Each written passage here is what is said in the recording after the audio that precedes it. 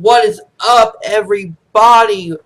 This is your first NXT recap show here on the Combat Wrestling Network. And this is a big one.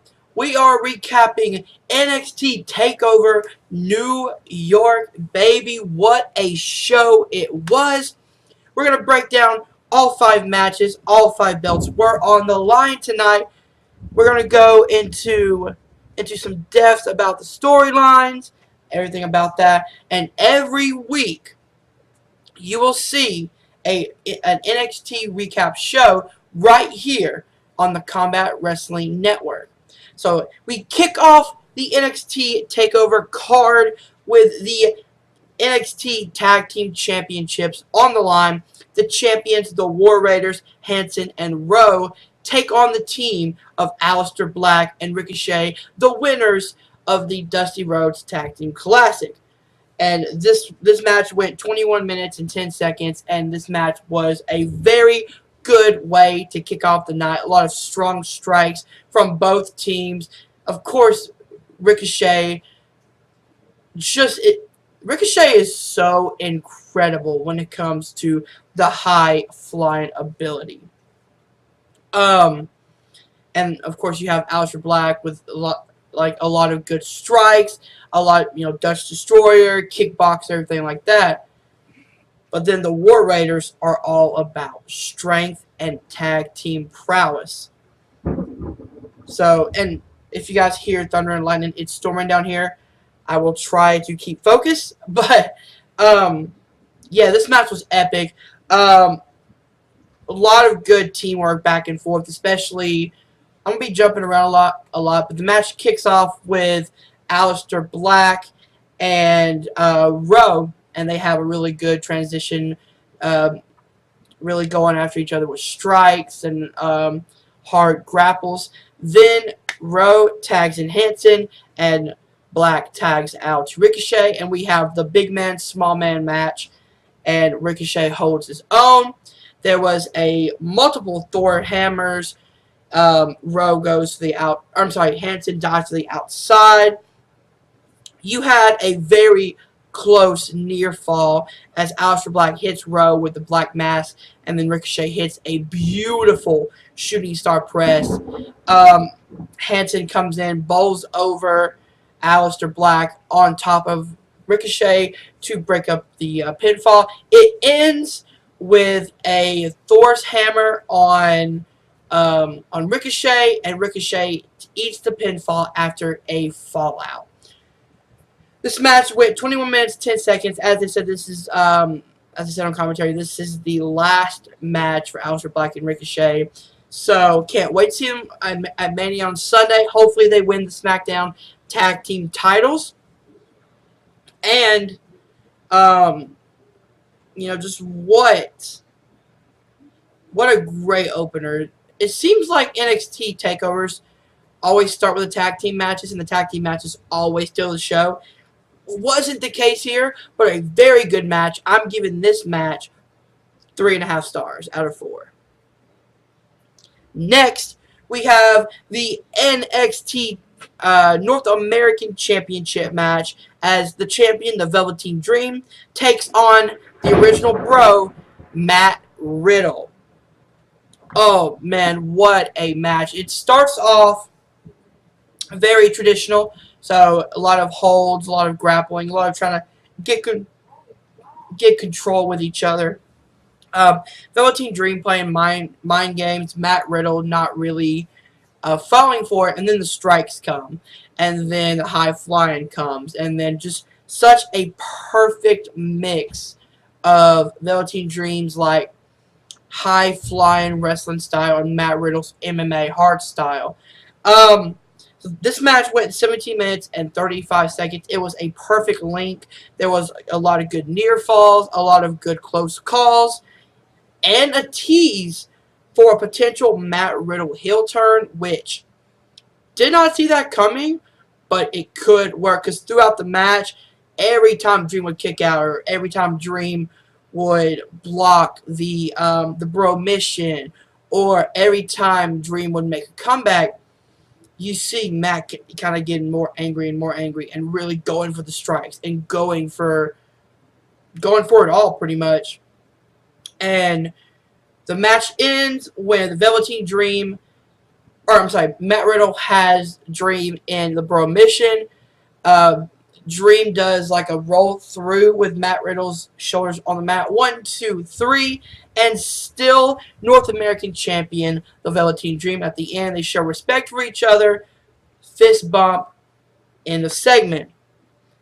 So I'm gonna give this match a 3 out of 4. I feel like it was a good like breather match as that awesome tag team match.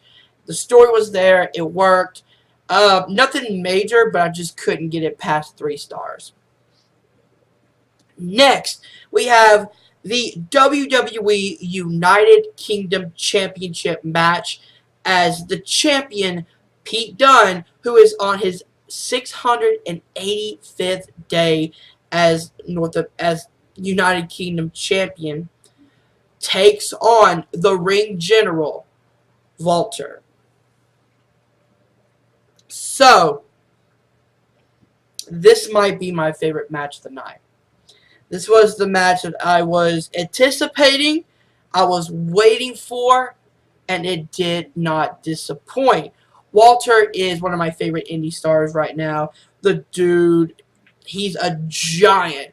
He moves like a cruiserweight. He's a ring technician. He's got it all. Excuse me. Pete Dunne is one of my favorites in NXT UK. So I didn't have a horse in any of this race. I didn't care who won. This match went 25 minutes and 40 seconds, and it was awesome. It starts off, Pete Dunne is really trying to out wrestle Walter, really trying to go after the arm, going after the hand, going after everything he can to get an advantage on the taller, bigger Walter. Walter comes back with a few large, loud-ass slaps to the chest, and you feel those slaps. You feel those chops, man. And then it just goes into an all-out brawl. You have them trading shots back and forth. And one of my favorite moments of the match is Walter and Dunne are in the middle of the ring, just staring at each other. Pete Dunne hits a forearm. Walter hits a chop. Both men stand still. Pete hits another forearm, another chop, and they just continue to exchange chops and forearms and chops, and they sound like they hurt. Pete Dunne is begging Walter to hit him again. Walter does. Walter says, "I'm right here." Dunne hits another forearm. Then we have, of course, the wishbone of the fingers. Dunne pops Walter's fingers, and then we go to the top rope. Walter goes to the top rope attempting, I believe, a splash. He dives off.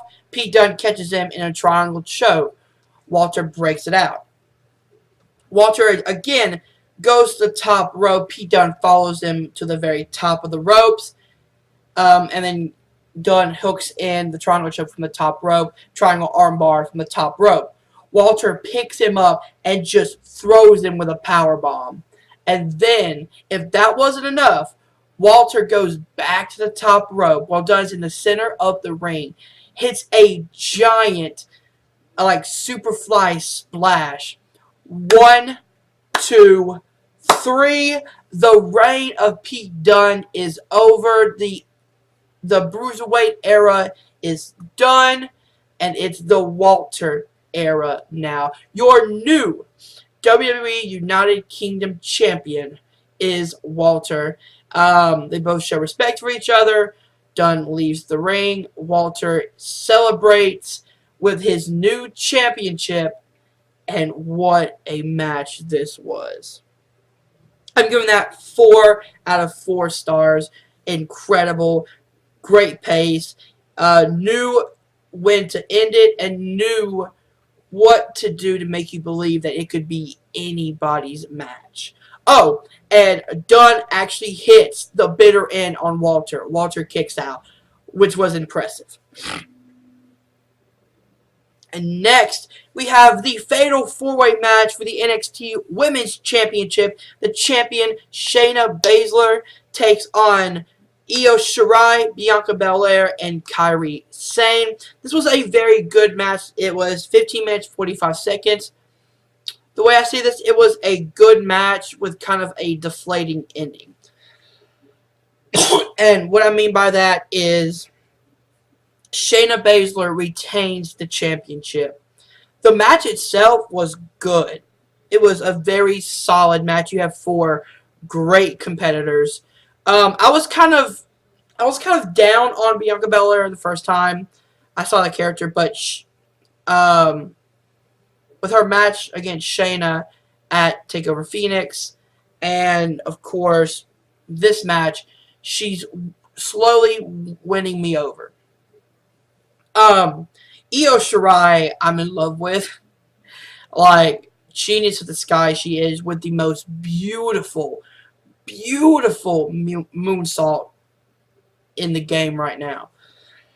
Kairi Sane is the Pirate Princess for a reason. I love her. And Shayna Baszler, I like what they're doing with her, but it's time to call her and the Four Horsewomen up. And you can't do that when Shayna is still champion. I feel like there's no other way. There's nowhere else to go for Shayna. Like, she's already the first two-time NXT Women's Champions. The first one ever. There's not really more you can do with her. But let's get back to the match. The match starts off, all three women try to attack the champ, take her out, and then they all start fighting each other. Io Shirai and Kairi Sane, the Sky Pirates, team up and take everybody out. They don't really wrestle that much until later on. Shayna Baszler comes back and is dominating. Bianca Belair has some really good offense, especially with the hair. And at one point, I'm skipping to kind of the end here, she hits the KOD, and Io comes in and stops it. Io goes to the top rope, hits the moonsault on Shayna Baszler. 1, 2, and then Kairi Sane breaks up the pinfall. Now you've gotten kind of the tension there. And then Bianca takes out Io. Kairi Sane goes up, hits the insane elbow. 1, 2, and then Io comes in and stops the pinfall. And then they both Io and Kairi go and start fighting each other. And then in comes Bianca Belair again, picks up Io Shirai for the KOD. And with Kairi Sane still on the top rope, picks up Kairi Sane at the exact same time. So now she has Io Shirai and Kairi Sane, both double KOD. 1, 2, Shayna comes in, hits Bianca with the knee, and then locks in the Karafuda clutch, and Bianca Belair taps out. Overall, this was a really good match. Kind of a deflating ending, and kind of a confusing ending because, like I said, where else can Shayna go? There's no one else on the roster. Maybe Candice LeRae, but we haven't seen anything from her yet to warrant Candice getting a title shot. But I mean, I probably would have given the title to Io, because I think Io has earned it. She was a standout performance in the Mae Young Classic. Her and Kairi Sane are a great tag team. But Io Shirai is such a great competitor. She will have her time eventually, without a doubt. And finally, I'm giving this match a 3 stars. 3 stars out of 4. I feel like, you know what? No. Yeah, 3 stars out of 4. And finally, the 2 out of 3 falls match for the vacant NXT Championship. Johnny Gargano taking on Adam Cole, baby. This match was the longest on the card at 38 minutes and 25 seconds. And holy shit, I was not expecting this. What a fantastic match this was. So it starts out, Johnny and Adam are just starting off slow. They don't want to rush through the first fall and not have energy left for falls 2 or falls 3 if we get there. So a lot of good chain wrestling, a lot of good escape holds from Adam Cole and Johnny Gargano. And as we go, the pace kind of quickens more. A lot of strikes, especially in the first fall. And the first fall ends with Adam Cole hitting the last shot, 1, 2, 3. So Adam Cole is up 1-0. Then Gargano comes back, and in the second fall, that's when the match really picked up for me, because Johnny's frustration, Johnny's eagerness to get this second fall. And of course, like Johnny, he's the ultimate underdog. He's fighting his way back. Adam Cole is doing everything he can, including bringing out a straight jacket. I'm sorry, a super kick, straight jacket, bridge, German. Johnny kicks out. Johnny Gargano was able to hit the Gargano escape, and immediately Adam Cole taps out, which was a smart strategy because he doesn't want to be in that hold for so long because it can weaken him for the third fall. Now we're tied 1-1. And this is where all hell breaks loose, and I loved it. So they fight a little bit more. A lot of great chain wrestling, a lot of great near falls.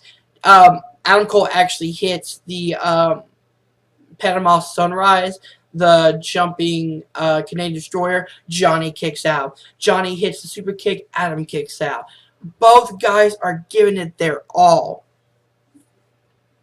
As Johnny Gargano has the Gargano escape on Adam Cole, outruns the Undisputed Era. Roderick Strong is distracting the referee. Adam Cole taps out.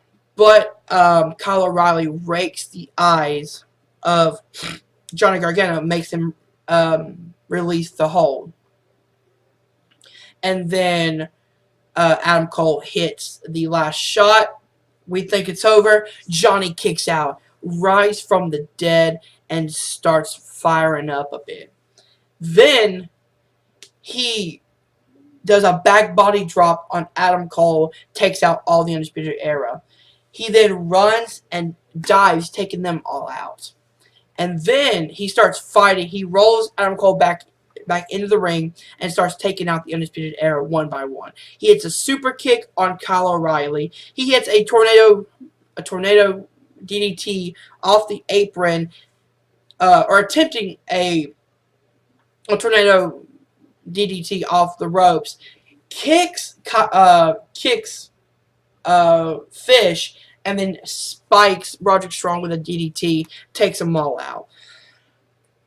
As he comes in, Adam Cole hits him with a super kick, hits him with a last shot, and then again, Johnny kicks out. Adam Cole is so frustrated at this time. He cannot stop Johnny Gargano. He picks him up, and he says, "You're a failure. This is my time." Goes for a second last shot.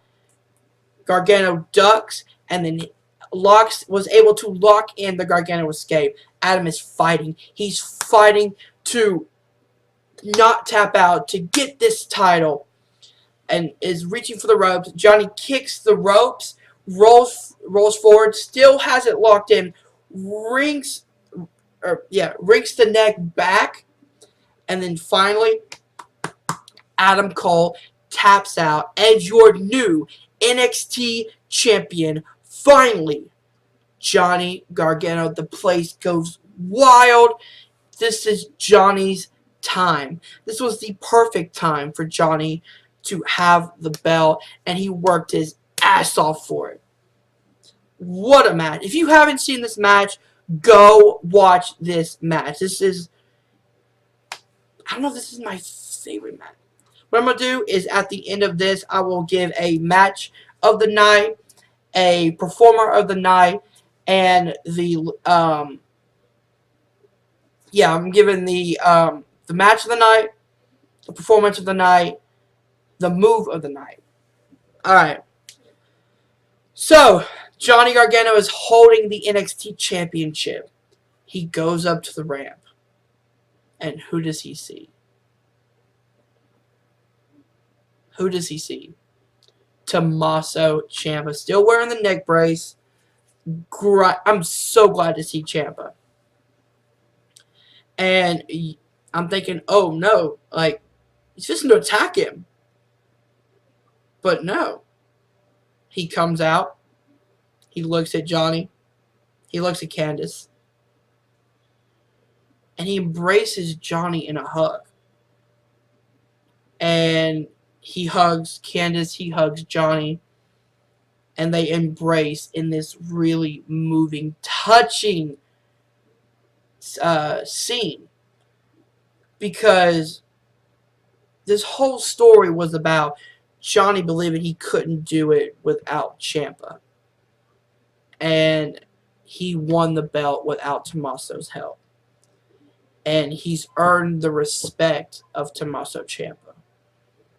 And to see DIY embrace in a hug as the credits roll, Johnny Gargano is champion. His wife, Candice LeRae, next to him. And in the middle, Tommaso Ciampa. What a great way to end a fantastic night in New York City. Okay, guys, so let's get into my match of the night. It's hard because it's between Walter and Pete Dunne and the NXT Championship match, the 2 out of 3 falls. I think for the story, for the ending, and for the match itself, it has to be Johnny Gargano versus Adam Cole, 2 out of 3 falls. The performance of the night goes to Johnny Gargano, without a doubt. The performance of the night, easily goes to Johnny Gargano. The dude worked his ass off to get this championship. And he was finally able to do it. Was finally able to win the big one. So that's my performer of the night. And my move or spot of the night has to go to the powerbomb splash combination that Walter did to Pete Dunne. Because we almost never see Walter go to the top rope. And for him to show the respect of Pete Dunne, knowing that powerbomb wouldn't do it. No, he has to hit the powerbomb from the top rope and then hit a giant splash.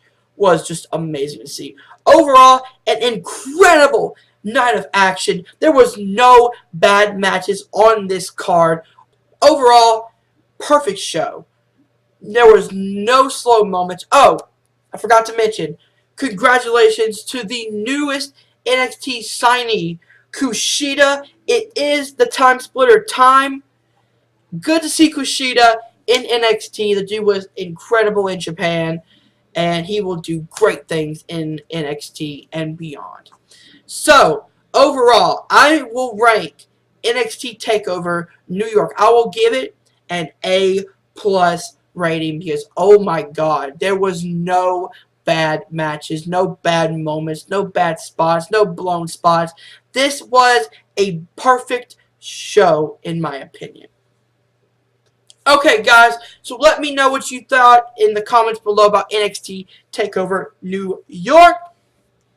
WrestleMania is tomorrow. I'm so excited. Tonight is the G1 Supercard from New York City. Ring of Honor in New Japan. I cannot wait to watch that. And of course, the Hall of Fame ceremony is also tonight. Tomorrow is Mania. We have so much great wrestling coming out this week.